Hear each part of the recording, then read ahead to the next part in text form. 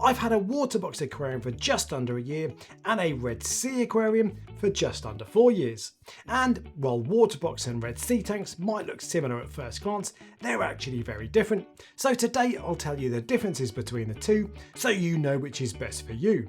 And if you're new here and you want a new reefing video every week, make sure you subscribe and turn on notifications so you don't miss out when I upload. We'll start with the glass because it's probably top of most people's priority list. Both Red Sea and Waterbox use crystal clear low iron glass and have rimless and braceless tanks. Comparing tanks like for like, they use similar thickness in their glass, and this is one area I can't tell any difference at all. I've seen dozens of tanks from both manufacturers and the glass always looks fantastic. I love both equally, so you can either call this a draw or a win for both companies. While the glass is very similar, not much else is, starting with the sumps. Red Sea tanks currently use their V3 sump, and I've made a video showing you around that sump, which I'll link in the top right corner of the screen. In short, it is essentially split into 4 squares, and water goes across the back of the sump, then comes back round the front. Whereas Waterbox uses a more traditional setup, whereby water comes in one side and goes out the other, with the sections being divided up into rectangles. And in my opinion, Red Sea's sump design is superior. Most filtration equipment like protein skimmers, filter rollers and return pumps don't need the extra length a traditional rectangle style sump gives, so Red Sea's square design makes better use of the available space. And crucially, most Red Sea sumps come with a dedicated section for an algae refugium, which is a really popular option for a reef tank and something I personally always run. Whereas only the 5 foot and above Waterbox sumps come with a dedicated refugium section. And that means you have to put the refugium in the same section as your skimmer, which in turn means your Kato will probably get stuck in your skimmer and the refugium light will spill into your skimmer, encouraging algae growth in the skimmer body, both of which will affect skimmer performance to some degree. The final significant difference in the sumps is that Waterbox uses one corner of the sump as a freshwater reservoir, whereas Red Sea stacks a separate reservoir on top of the sump. The benefit of doing so is that it frees up space in the sump for more filtration equipment, and it means Red Sea can include a gravity-fed auto top-off system, so you don't need to buy a separate auto top-off pump. But the trade-off is that the Red Sea reservoir gets in the way and is more awkward to fill up every week, and many people will either remove the Red Sea reservoir and use an external container or convert it to something like an algae refugium. But while Red Sea sumps are, in my opinion, the better design, I'm going to mark both companies down for their filter sock sections. Both manufacturers include a fixed filter sock section that is siliconed in place and is very difficult to remove without a lot of effort and many swear words. Filter socks clog quickly, so need changing regularly, which is a total ball ache, and automatic filter rollers are getting more and more popular. Now, given Red Sea recently released their own auto filter roller, I'd bet money they're working on a new sump design to incorporate it.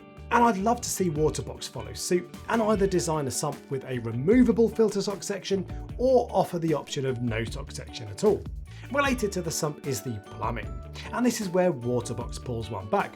Both manufacturers use a Herbie style overflow system whereby you have a main drain pipe and an emergency drain pipe. But Red Sea uses a low accuracy diaphragm valve to control water flow. These tend to be fine for the first year or so, but after that it is much more difficult to accurately control the water level in your weir box. And I've now just accepted that the water will always pour down my emergency drain pipe. Waterbox, on the other hand, use a precision gate valve to control water flow. And while the Red Sea diaphragm feels like it goes down in steps, the Waterbox gate valve can be micro adjusted with a smooth turn of the dial. Waterbox tanks also come with dual outlet nozzles, which dissipates the flow more evenly than the single outlet from the Red Sea tanks. And Waterbox offers a manifold on some of their tanks, which means you can easily connect additional filtration like a phosphate reactor or UV sterilizer to your return pump. Although only some of the Waterbox tanks have removable weir combs for easy cleaning, whereas all of the Red Sea tanks come with removable weir combs. Some of the bigger Waterbox tanks also come with a check valve on the return line, which means your sump water level won't rise as much when you turn your return pump off. And they include a silicone return hose with all of their tanks, which reduces vibrations and therefore noise from your return pump. Whereas last time I checked, you have to buy the return hose separately on a Red Sea tank. And finally, both manufacturers include unions in their plumbing for easy access, which makes life easier when it comes time to clean your pipes. Giggity. Moving on to the cabinets, and they both look very similar at first glance. Both have a high gloss finish and come in either white or black, but there are notable differences. Firstly, Waterbox cabinets have 3 hinges to hold the doors in place, whereas Red Sea only have 2. Now the Red Sea doors feel totally fine to me, even on my 4-year-old tank, but the triple hinge on the Waterbox does feel noticeably more solid. All Waterbox cabinets are also made from either 18mm plywood or powder coated aluminium in the case of their biggest tanks. Red Sea don't state exactly what their tank cabinets are made of, but they only use aluminium on their 2 very biggest tanks in their range, which are the Reefer S tanks. For the newer models in their range, such as the XL series, they say the cabinets are heavy duty plywood. But the older models such as the 170, 250 and 350 are just listed as marine spec, which I assume is a less sturdy material than plywood, maybe MDF. So I'm calling that a win for Waterbox, although it's worth noting that the cabinet on my Red Sea Reefer is still in mint condition and I have no complaints. Next up is the fit and finish of the aquariums. Now this is a little more difficult for me to judge as I only have 1 tank from each manufacturer.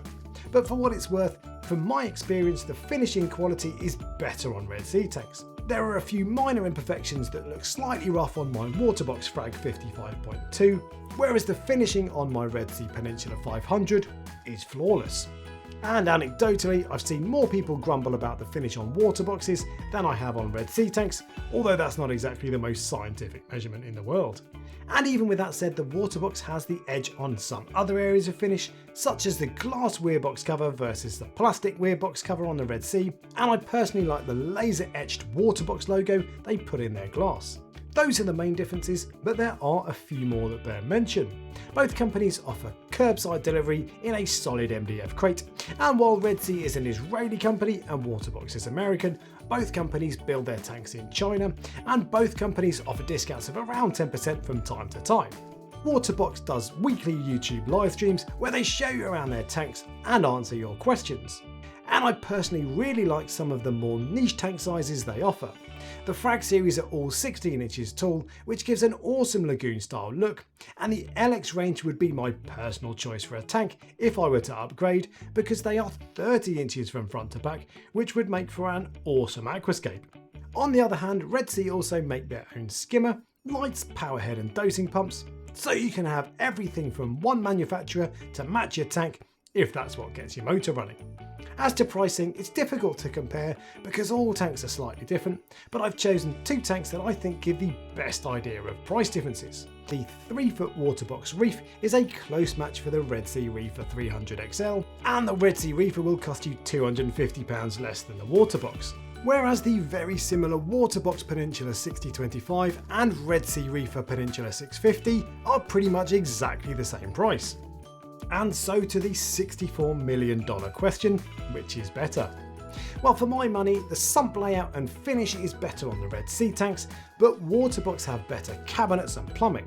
I also like the wider variety of sizes that Waterbox offers, and I've never been keen on the Red Sea Reefer 250, 350 or 450 as they're only 20 inches from front to back, which restricts aquascaping options compared to a 24-inch tank, and almost all Waterbox tanks are at least 24 inches wide. But ultimately, I'm really happy with both of my tanks, and I don't think you'd be disappointed with either brand. So while your decision might come down to weighing up which of the pros and cons are more important to you, I think I'll just choose the tank with dimensions that suit me best and go for that regardless of brand. But before you make your decision, do have a look at the technical specs on both websites. I've tried to be as accurate as possible, but Waterbox make 25 tanks and Red Sea 21, many of which have subtle differences, so I've had to generalise a little bit on some areas. And I should say that this is not a sponsored video. I bought both tanks with my own money, and I have no affiliation with either company. If you enjoyed the video, then give it a thumbs up and subscribe for next week, and until next time, happy reefing.